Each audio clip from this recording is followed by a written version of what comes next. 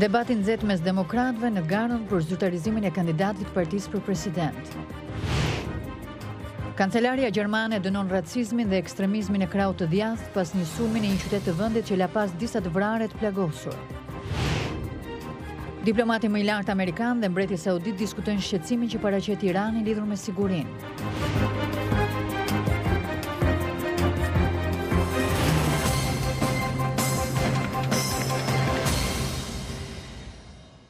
Mirëmbrëma dhe mirë se vini në programin e Zërit Amerikës Ditari, unë jam Menada Zaimi. Në këtë emision do të ndiqni shtëpia e bardhë, konfirmoi për Zërin e Amerikës se Richard Grenell do të vazhdojë të jetë ambasador në Gjermani, ndërsa do të shërbejë si drejtor në detyrë i zbulimit kombëtar amerikan. Por, ndërkohë zoti Grenell sot shkruante në Twitter se presidenti do të bëjë së shpejti njoftimin për drejtorin e përhershëm të zbulimit kombëtar dhe se ai nuk do ta emërojë atë në këtë detyrë. Në Tiranë, organizata të rinj zhvilluan një protestë përpara kryeministrisë për kushtet e jetesës në universitete, mbi papunësinë dhe emigrimin. Qëndroni me ne.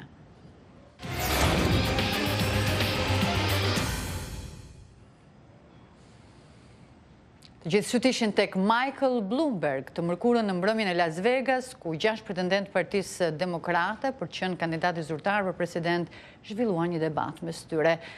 Miliarderi që sapo ka hyrë në garën presidenciale, menjëherë u vënë në shënjestër, ashtu sikurse dhe Bernie Sanders, që aktualisht kryeson garën mes demokratëve. Bloombergu u kualifikua për debatin në NBC News pasi zyrtarët e partisë lehtësuan rregullat dhe ai u radhiti dyti në një sondazh të publikuar të martën pas kryesuesit, senatorit të Vermontit Bernie Sanders.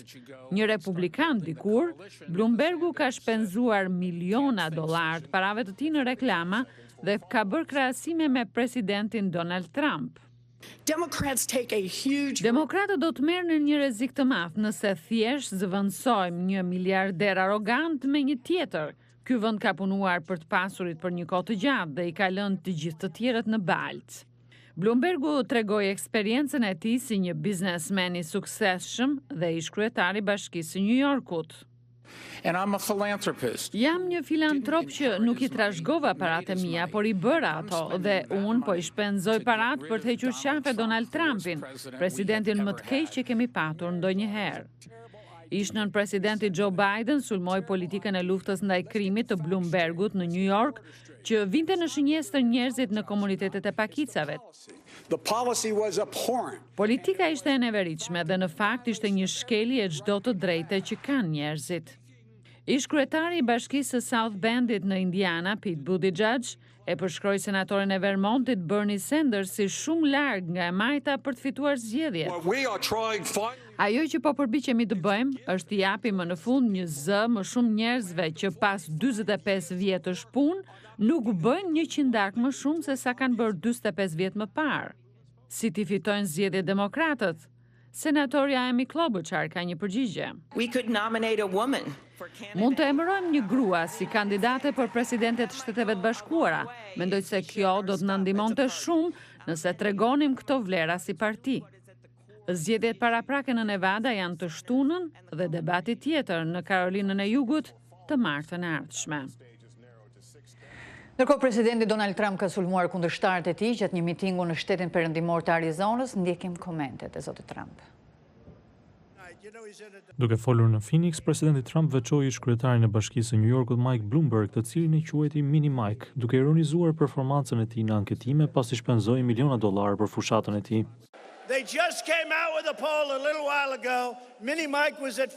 Ata sapo dolën me një anketim pak kohë më parë. Mini Mike ishte në 15 pikë dhe Bernie çmendur në 31, dhe kjo është shumë. Mini Mike sapo shpenzoi 500 milion dollar për Komiteti Kombëtar Demokrat dhe heq sërish Bernie. Ne nuk kemi problem kë do të nxjerrin, sepse ne do të fitojmë dhe duhet të fitojmë. Presidenti Trump sulmoi edhe senatorin nga Massachusetts Elizabeth Warren, të cilën e quajti Pocahontas prej pretendimeve të saj në të kaluarën për origjinë nga indianët e Amerikës. Presidenti Trump tha se fushata e saj presidenciale ka ngecur. Presidenti gjithashtu kritikoi edhe pretendentin demokrat Tom Steyer, i cili nuk u kualifikua për debatin e së mërkurës. Ai e quajti Steyerin një kritik i zëshëm i presidentit, një person të pakëndshëm. Shtëpia e Bardhë konfirmoi për Zërin e Amerikës se Richard Grenell do të vazhdojë të jetë ambasador në Gjermani, ndërsa do të shërbejë si drejtor në detyrë i zbulimit kombëtar. Zoti Grenell, posti i ri të cilit u njoftua mbrëm nga presidenti Trump, është njëkohësisht i dërguar i posaçëm amerikan për negociatat e paqes mes Serbisë dhe Kosovës. Presidenti Donald Trump ka emëruar ambasadorin amerikan në Gjermani, Richard Grenell, një njeri besuar i tij, si drejtorin e ri në detyrë të zbulimit kombëtar. Rick ka përfaqësuar shumë mirë vendin tonë dhe unë mezi pres të punoj me të, tha presidenti mbrëm vonë në një koment të shkurtër në Twitter. Drejtori i zbulimit kombëtar mbikëqyr të gjithë komunitetin e inteligjencës amerikane të përbërë nga 16 agjenci dhe bashkëpunon ngushtë me drejtorin e Departamentit të Sigurisë Kombëtare. Meqense do të jetë drejtor në detyrë i zbulimit kombëtar, Grenell nuk ka nevojë për konfirmim nga Senati. Një zyrtar i administratës i tha Zërit Amerikës se zoti Grenell do të vazhdoj punën si ambasador në Gjermani, ndërsa do të shërbejë si drejtor në detyrë i zbulimit kombëtar. Ai është gjithashtu i dërguari special amerikan për negociatat e paqes midis Serbisë dhe Kosovës. Richard Grenell ka qenë zëdhënës i Shteteve të Bashkuara në OKB në kohën e presidentit George W. Bush. Para kësaj ka qenë komentator në shtyp dhe televizion, si dhe themeluesi një firme për marrëdhëniet me publikun. Ai nuk ka përvojë të drejtë për drejtë në komunitetin e inteligjencës, por shihet si mbështetës besnik i presidentit Trump dhe i politikave të tij. Shtëpia e Bardhë tha se Richard Grenell është i përkushtuar për një qasje jo politike dhe jo partijake si kreu i komunitetit të inteligjencës.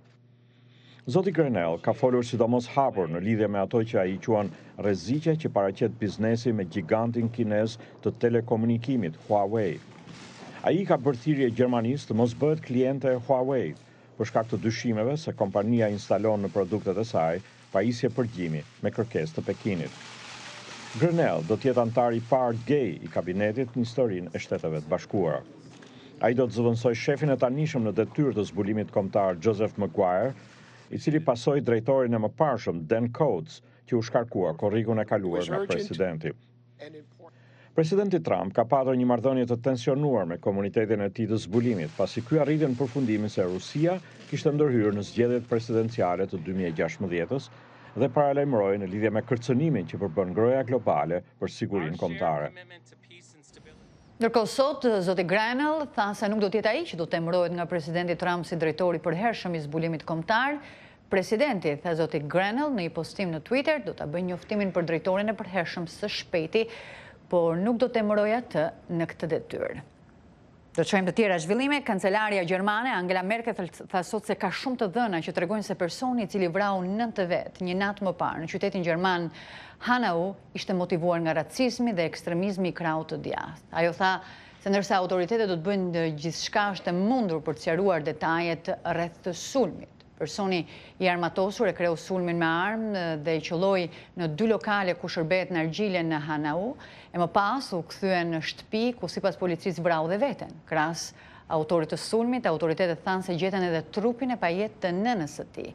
Ngjarja po hetohet nga prokurorët federal. Disa nga të vrarët ishin me origjinë turke, tha zëdhënësi i presidentit turk Ibrahim Kalin. Ai tha se Ankaraja pret që autoritetet gjermane të hedhin dritë mbi këtë ngjarje. Kina njoftoi një rënje drastike të rasteve me koronavirus, i cili ka shkaktuar vdekjen e mbi 2000 personave në këtë vend, që prej shpërthimit më shumë se 2 muaj më parë. Komisioni Kombëtar për Shëndetin tha të mërkurën se ishin regjistruar 394 raste të reja me COVID-19, krahasuar me 1749 raste të regjistruara një ditë më parë, rënja më e madhe që nga muaji i kaluar. Numri i vdekjeve u rrit në 2118, ndërsa numri i përgjithshëm i rasteve të konfirmuara u rrit në 74.576. Autoritetet kineze kanë hasur vështirësi të kontrollojnë përhapjen e koronavirusit të ri, i cili kur u zbulua për herë të parë në dhjetor në qytetin e Wuhanit në provincën Hubei. Jashtë territorit kinez, të paktën 11 persona kanë vdekur nga virusi, përfshirë një rast në Korenë e Jugut, 2 persona në Iran, një çift të moshuarish, të cilët ishin pasagjerë në anijen Diamond Princess, e cila qëndroi në karantinë në portin japonez në qytetin Yokohama, prej ankorimit të saj më 3 shkurt. Një gjykata amerikane pritet që të japë sot vendimin për dënimin e bashkëpunëtorit ngushtë të presidentit Trump, Roger Stone. Ai akuzohet për mashtrim të Kongresit, manipulim të dëshmitarëve dhe pengim të drejtësisë. akuza këto që rrjedhin nga hetimi mbi ndërhyrjen e Rusisë në zgjedhjet e vitit 2016. Gjykatësia Amy Berman Jackson tha këtë javë se zoti Stone nuk do të nisë me njëherë vuajtjen e dënimit derisa ajo të marrë një vendim nëse ai meriton një proces të ri gjyqësor siç kanë kërkuar dhe avokatët mbrojtës të tij. Prokurorët rekomanduan që zoti Stone të dënohet me 7 deri në 9 vjet heqje lirie. Por prokurori i përgjithshëm William Barr dhe zyrtarë të tjerë të lartë të Departamentit të Drejtësisë e anuluan kërkesën e prokurorëve dhe rekomanduan një dënim më të lehtë me burg. Pas ndërhyrjes së zotit Barr, të 4 prokurorët u larguan nga çështja. Sekretari Amerikan i Shtetit Mike Pompeo dhe mbreti saudit Salman diskutuan sot në Riyadh çështje që lidhen me sigurinë, të cilat përfshin kryesisht Iranin. Një ditë përpara takimit, zoti Pompeo u tha gazetarëve se ishte gati të negocionte me Iranin, por nuk do të nxitonte për të ulur në tryezën e bisedimeve me zyrtarët iranian. Tensionet mes Shteteve të Bashkuara dhe Iranit u përshkallëzuan pas tërheqjes së Washingtonit nga marrëveshja bërthamore e vitit 2015 dhe me rivendosjen e sanksioneve amerikane ndaj Teheranit. Vitin e kaluar, Shtetet e Bashkuara dërguan trupa shtesë në Arabinë Saudite pas një sulmi ndaj rafinerive të naftës saudite, incident për të cilin u fajsua Irani, por Teherani e ka mohuar këtë dhe ka thënë se nuk ka pasur asnjë rol në këtë ngjarje. Gjatë vizitës 3 ditore të zotit Pompeo në Arabinë Saudite, ai pritet të diskutojë dhe mbi çështje që lidhen me të drejtat e njeriut, veçanërisht rastin e një mjeku saudito-amerikan. Mjeku Walid Fitai u arrestua në nëntor të vitit 2017 si pjesë e masave të paprecedenta antikorrupsion të princit kuror saudite bin Salman, të cilat kanë çuar në arrestimin e ministrave, princerve e biznesmenve. Rreth 200 persona janë mbajtur në arrest për disa javë dhe muaj në hotele në Riyadh dhe janë detyruar të dorëzojnë me miliarda dollar pasuri qeverisë saudite.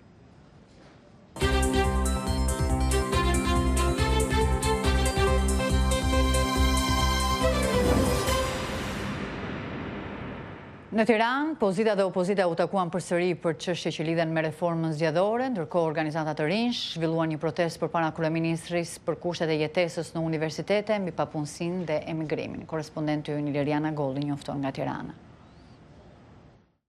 Socialistët dhe opozita diskutuan sërish sot në forumin politik për reformën zgjedhore. Opozita shkoi në takim me paketën e 6 të propozimeve për të rregulluar kodin zgjedhor, ndërsa pritet edhe një E7 mbi financimin e partive politike.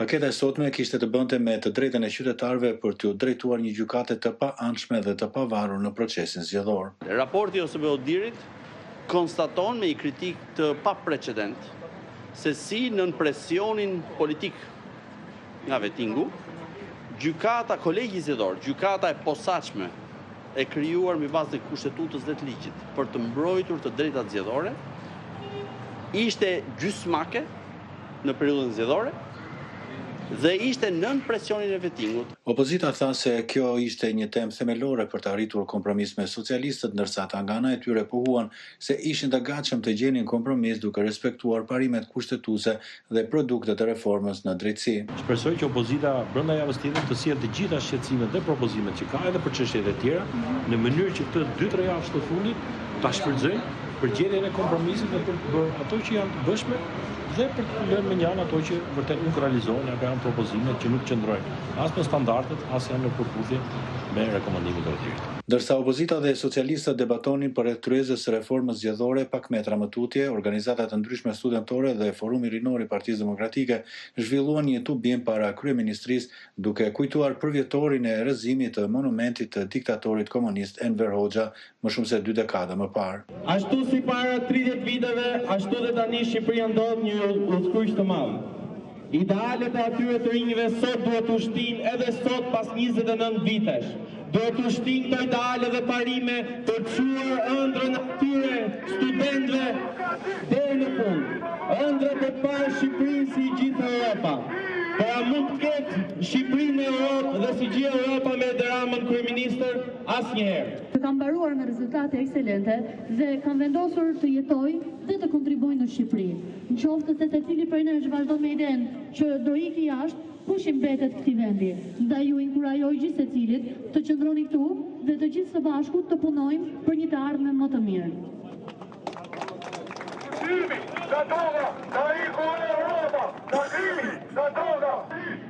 Sot të rinjë paragjykohen, sot të rinjë nuk kanë mundësi të punsojnë dhe nuk kanë një vend pune. Menduam se kemi siguri, por kjo është siguria në një vend ku çdo ditë ballafaqohen me vrasje, me krim, me korrupsion, me rëndime e gjëra nga më të këqija. Studentët protestuan për varfërinë dhe kurset e vështira të studimit në universitete, si dhe për emigrimin masiv të rinisë nga Shqipëria e mbetur pa shpresë për punë dhe pa mirëqenie. Nuk e meriton Shqipëria 2020 të jetë në këtë gjendje. Ju sot keni parë që ne kemi dalë dhe kemi vendosur 7 kryefjalë që karakterizojnë më së miri qeverisjen e Edi Ramës dhe rilindjen në këto 7 vite. Duke nisur nga censura, nga kriminalizimi, nga droga, varfëria, emigrimi, korrupsioni dhe tradhtia ndaj të rinjve në fakt. Sepse është kjo qeveri, ky kryeministër që ka tradhtuar misionin e saj, ka tradhtuar të rinjtë e saj. Krahas përvjetorit të rrëzimit të monumentit të diktatorit Enver Hoxha në qendër të Tiranës pas grevës së urisë së studentëve në vitin 91, Shqipëria ka tani edhe 1 vjetorin e largimit të opozitës nga parlamenti dhe djegjes së mandateve të deputetëve të saj. Vendin e deputetëve të opozitës e zuan formalisht emra të tjerë që vijonin në listë, ndërsa shumica socialiste vazhdon të miratoj ligjet e pashqetësuar nga asnjë debat, nga asnjë oponencë apo polemik opozitare. Për Zërin e Amerikës, Iliriana Golli, Tiranë.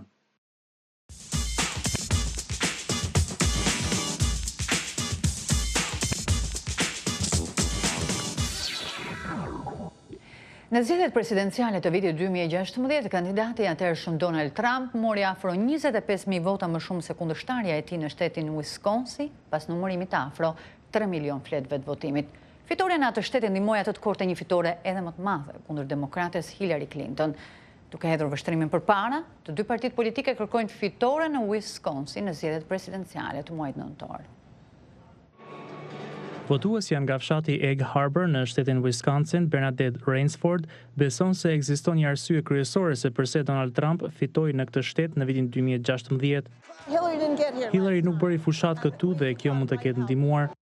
Edhe demokratët e tjerë në Wisconsin besojnë se zonja Clinton mund të kishte fituar atje nëse do të kishte bërë tubime me votuesit në ditët e fundit të fushatës. Por sondazhet në Wisconsin, Michigan dhe Pennsylvania, 3 shtete ku Trump korri fitore të ngushtë, sugjeronin se Clinton kryesonte dhe nuk kishte nevojë të shkonte atje për fushat. Mbi 100 sondazhe u zhvilluan në ato 3 shtete dhe vetëm një në Michigan në tetor tregoi se Trump kryesonte. Charles Franklin është profesor në Universitetin Marquette në Wisconsin. Anketat e pasakta për fshitimin bën që shenjat të flisin për një fitore të zonjës Clinton, gjithandej u bë ky gabim. Në disa shtete, por jo në shkallë kombëtare. Në shkallë kombëtare, anketat tregonin për një përsi prej 3 pikësh për zonjën Clinton, ajo faktikisht fitoi votën popullore me një diferencë prej afro 2%. Profesori citon disa faktorë se përse sondazhet atëherë nuk parashikuan me saktësi rezultatin. Shumë votues të pavendosur bën zgjedhjet e tyre pak javë para votimeve, kur zoti Trump bëri fushat disa herë në atë shtet, ndërsa zonja Clinton bëri fushat diku tjetër. Prej të anketuarve që thanë se vendosën në javën e fundit, 2/3 e tyre votuan Trumpin dhe 1/3 për Clintonin. Sipas të dhënave nga anketat pas votimit në Wisconsin, të anketuarit që nuk pëlqenin asnjërin kandidat, 75% e tyre votuan për zotin Trump. Niveli arsimor mes të anketuarve është një faktor tjetër, thot profesori Franklin. In the past, higher education has correlated with voting more Republican, lower. Në të kaluarën, individet me arsim të lartë kanë votuar më shumë për republikanët, por në vitin 2016 në mbar vendin, por edhe në këto 3 shtete, zoti Trump gjeti mbështetje të fortë tek shtresa e bardhë e popullsisë pa arsim të lartë. Anketuesit tani po e përfshin në sistemin e tyre edhe këtë çështje të arsimit që nuk ka qenë më parë. Is making use of education in a way that was not used before. Profesori thotë se është i përkushtuar që kësaj here parashikimet të jenë të sakta për zgjedhjet e nëntorit. I think we have a professional responsibility to report. Kemi përgjegjësi profesionale për të raportuar të dhënat më të mira që jemi në gjendje të hartojmë. The chips fall where they may, and that's the position I'll be taking through the coming year. Votuesja Bernadette Rainsford shpreson që i emëruari demokrat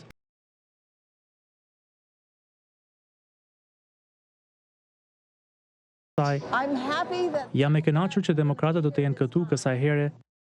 Profesori Franklin thot se sondazhet aktuale tregojnë se shumica e kandidatëve kryesor demokrat kanë përsi përballë kandidatit republikan në zgjedhjet e nëntorit, por ai shton se shumë gjëra mund të ndryshojnë deri atëherë.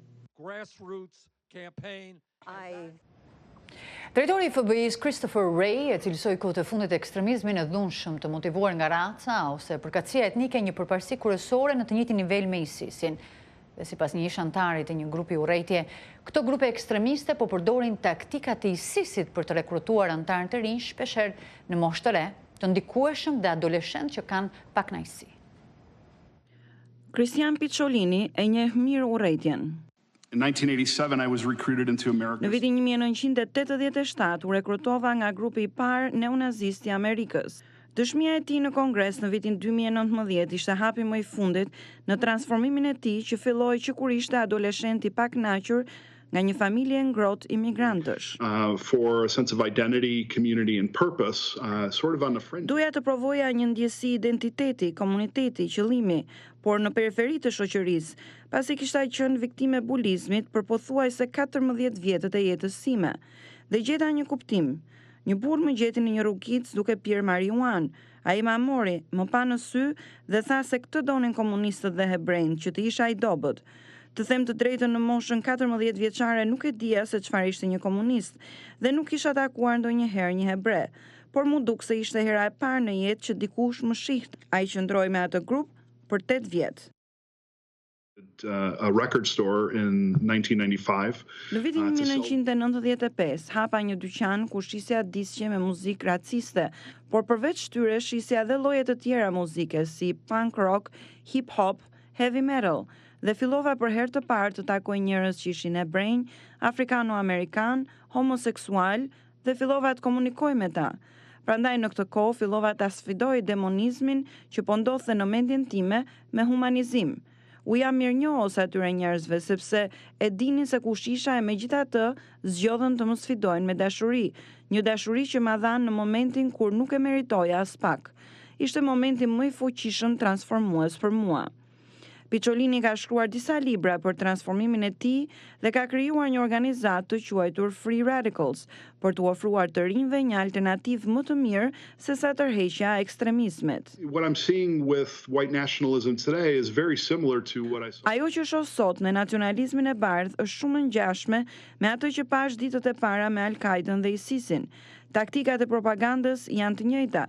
Përdorimi i videove propagandistike të cilësisë së lartë, duke përçuar mesazhin e shpresës për lavdi, nëse bashkohesh me betejën. Picciolini thotë se po përpiqet të bëhet personi që ai do të kishte dashur të takonte kur ishte 14 vjeç, shumë vite të shkuara. Shumë njerëz po imbjetojnë kancerit fal trajtimeve të reja shumë efikase, por problemi më i madh është se nëse këta pacient kanë mjaftueshëm para për të paguar ilaçet kundër kancerit. Këtu përfshin edhe pacientët në Shtetet e Bashkuara. Një spital po punon për ta bërë sa më të përballueshme financiarisht trajtimin e kancerit. Have you been feeling well? Yes. Kujdesi shëndetësor në Shtetet e Bashkuara kushton më shumë se në çdo vend tjetër të zhvilluar. Pra mbijetesa nga kanceri mund të zbrazë llogarinë bankare të një pacienti. Kur Tori Gaib u diagnostikua me kancer, ajo mendoi se kishte parat për ta përballuar. I just went on. Ndoqja këshillat. Në atë kohë kisha një sigurim shëndetësor privat shumë të mirë. 3 javë më vonë, kompania e sigurimit e ndali mbulimin e shpenzimeve të saj miksore. I said, well, kur pyeta se sa më kushtonin nga xhepi shpenzimet mujore, ata më dhanë shifrën për $11,000 në muaj. Kjo është mesatarja për terapinë e re të kancerit në Shtetet e Bashkuara dhe fatkeqësisht, kjo shumë ishte vetëm për një nga 13 ilaçet që i duheshin zonjës Gaib. Kostoja astronomike për trajtimin e kancerit bën që shumë pacientë të kursejnë para në kurrizë të shëndetit të tyre. 1 in 4 cancer patients. 1 në 4 pacient njofton për veprime të rrezikshme në përpjekje për të kursyer para. Disa ndërpresin kurat ose ndajnë dozat e ilaçeve. Një këshilltare financiare në qendrën mjekësore e ndihmoi zonën Gaib të gjente një mënyrë për të paguar ilaçet. Kemi ndihmuar mbi 30,000 pacientë tek enqasit e grantit apo programet e asistencës nga prodhuesit me një shumë totale mbi $500 milion. Spitali po ashtu doli me një program të ri për përdorimin e këtyre ilaçeve të shtrenjta. Pacientët tani mund të kthejnë bana që nuk u duhen më. We put that medication into Ilaçet e dhëruara i ruajnë për pacientët e tjerë që kanë nevoja financiare, pra ilaçet e mbledhura u jepen pacientëve që kanë kancer. Programi i ndihmon pacientët të përqendrohen tek shëndeti dhe të mos stresohen financiarisht. Stresi është shumë i madh kur diagnostikohesh. Pacientët duhet të ulin stresin së bashku me kancerin. Jam shumë mirënjohës ndaj spitalit që më ka ulur stresin financiar me ndihmën që më kanë dhënë. Zonja Kennerly Shah thotë se objektivi është zgjerimi i programit duke përfshirë dhe barnë për sëmundje të tjera. Një tjetër synim është ofrimi i një modeli që mund të kopiohet edhe nga institucionet e tjera që më shumë pacient të përballojnë shpenzimet për trajtimet mjekësore.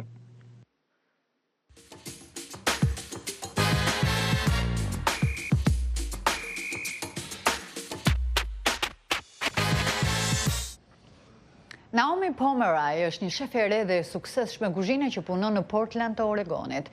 Kur hyri në biznes, ajo e dinte se ky profesion ishte tradicionalisht dominuar nga burrat, por kjo nuk e ndali. Sot është një profesioniste fituese e çmimeve prestigjioze dhe pronare e një restoranti të quajtur thjesht Bisha. Ajo është gjithashtu autorja e një libri gatimi dhe personalitet televiziv. Restoranti Naomi Pomeroy, i quajtur Bisha, ka ushqyer vendasit dhe turistët e Portlandit në Oregon për më shumë se një dekadë. Që kur u hap restoranti, jeta e saj ndryshoi në mënyrë dramatike. Ajo u rit nga një amatore që gatuante me nënën dhe gjyshen në një kuzhiniere profesioniste. Kur e hapëm restorantin, mendoja se do të qëndronte 3 deri në 6 muaj dhe do të mbyllej. Nuk isha shumë shpresë. Jo se kisha frikë, por kur nuk e mendoja se do të kishte këtë lloj suksesi që ka patur, sepse kur më parë nuk kam qenë një kuzhiniere mirëfillt.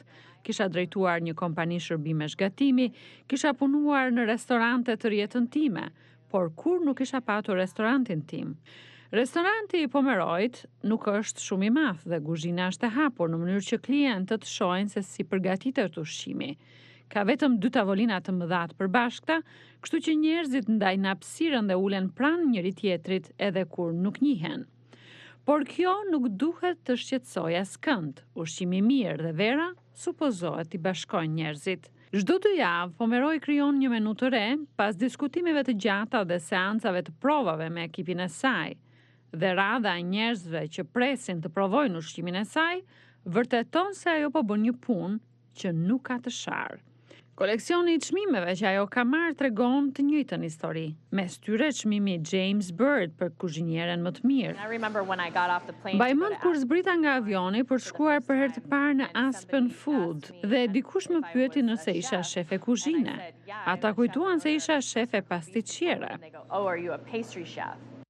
Pomeroy punon pa u lodhur në restoran, ndërsa shkruan gjithashtu libra gatimi, duke përzierë dhe krijuar kokteje dhe duke qenë një personalitet televiziv. Por pavarësisht suksesit të saj në kuzhinë, synimi kryesor është përshtypja që merr nga restoranti i saj.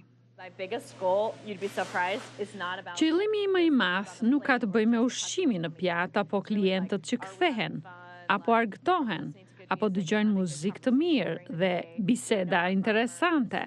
Kjo është kryesorja. A i njohim fermerët tanë, ndjehemi krenar për atë që po bëjmë. Është shumë më tepër se sa një restorant. Pjesa ime e preferuar janë njerëzit e kënaqur dhe kjo më përfshin mua dhe stafin tim. Pomeroy nuk ka në plan të lëviz nga Portlandi, qyteti i saj lindjes, ku ajo gjeti një ekip me të njëjtën mendje dhe ku porit familjen e saj. Megjithatë, ajo shpreson të hap një restorant të dytë në qytet, në mënyrë që më shumë njerëz të mund të ushqejnë mirë dhe të jenë të kënaqur. Ishte ky edicioni për sonte, natën e mirë.